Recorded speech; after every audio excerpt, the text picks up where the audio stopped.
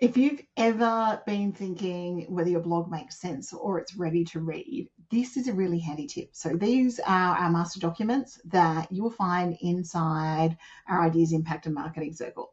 We use them inside Google Docs. And the really handy thing that we are going to do now is if we go to Tools, okay, and then we go Audio, and then we can go Listen to this tab. Building a marketing tool stack that saves you time. Status, in progress, owner, Linda, Reed-Enever. Date to publish the 30th of June, 2026, 9 o'clock.